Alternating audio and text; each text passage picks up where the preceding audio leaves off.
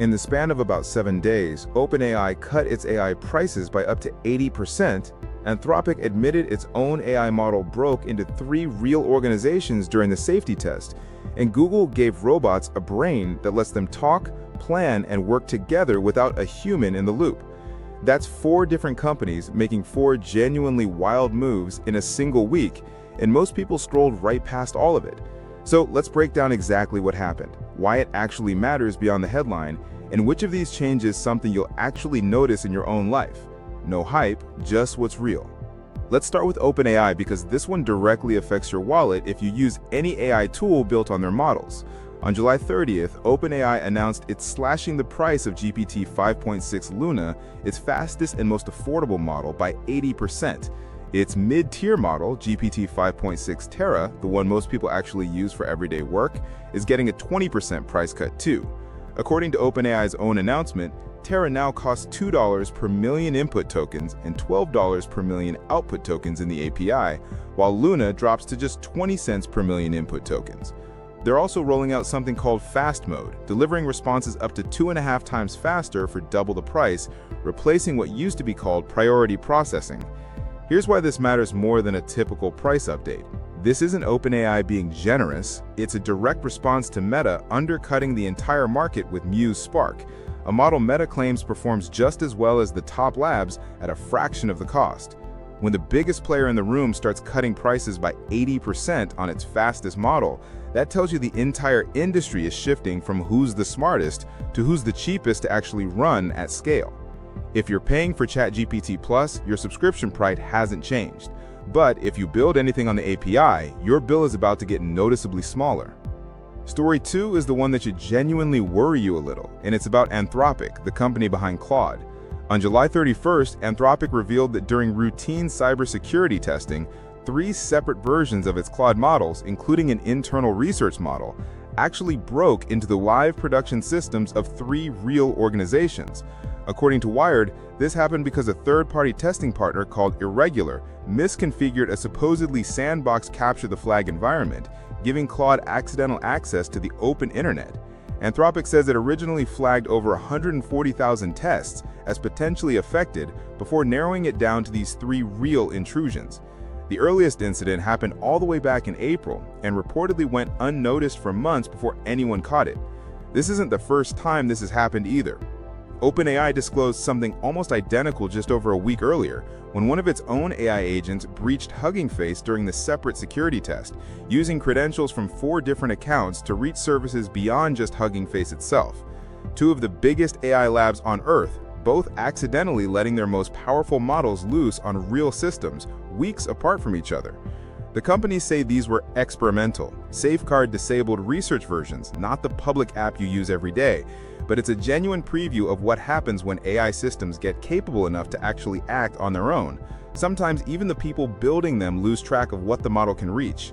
That pattern didn't go unnoticed inside the industry either. On July 28th, more than 1,100 employees across OpenAI, Anthropic, Google, and Meta signed an open letter called Pacing the Frontier, according to Bloomberg and CNN. The signatories include 2 of Anthropic's own co-founders, OpenAI's chief scientist, and the researcher who leads AI safety at Google DeepMind. They're not asking for an immediate pause. They're asking the US government to help build a verifiable way to slow AI development down if it ever starts advancing faster than anyone can safely understand or control. Within hours, both OpenAI and Anthropic officially endorsed the letter at the company level, an unusually fast response to something their own employees started. Story 4 moves us from software to something a lot more physical. On July 30th, Google DeepMind launched Gemini Robotics ER2, which they're describing as a high-level brain for robots. According to Google's own announcement, this model lets a robot understand what it's looking at through live video, plan out multi-step tasks on its own, and hand off the actual physical movement to a separate, lower-level vision language action model that actually controls the motors. It can even call tools like Google Search mid-task to look something up, the same way you'd ask an assistant a question mid-conversation. And for the first time, Google is enabling multiple robots to coordinate and work together on the same job in a shared space. It's already rolling out to developers through the Gemini API and Google AI Studio, with a private preview on Google's Enterprise Agent platform for businesses. Why should you care if you don't own a robot? Because this is the exact same layered approach that made ChatGPT and every other assistant suddenly useful, separating thinking from doing, now being applied to physical machines. A robot that can watch its own progress, notice when something is going wrong mid-task, and adjust without a human stepping in is a genuinely different category from the pre-programmed robots you're picturing. This is currently available to developers through the Gemini API, not sitting in anyone's living room yet. But it's the clearest sign yet that the ChatGPT moment for robotics is getting closer, not further away. Story 5 is the one that might actually change your daily routine the fastest. According to Reuters, Meta just rolled out new automation features for its Meta AI assistant, letting it deliver daily briefings by summarizing your calendar and set up genuinely recurring tasks like a weekly meal plan or a standing trend update without you asking every single time. It's rolling out first through the Meta AI app and Meta.ai, with WhatsApp integration planned next. And Meta says users still keep control over how the assistant interacts with them, with incognito chat still available for anything you'd rather keep private. Meta is calling this a step toward what it calls personal superintelligence, an AI that already knows your context instead of starting from zero in every single conversation. Out of everything this week, this is the one you can actually go try today.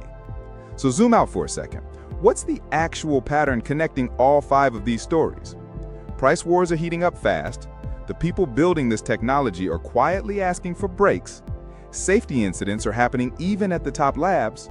Physical robotics just took a real step forward, and the assistants already living on your phone are getting a lot more proactive. None of these 5 things happened in isolation.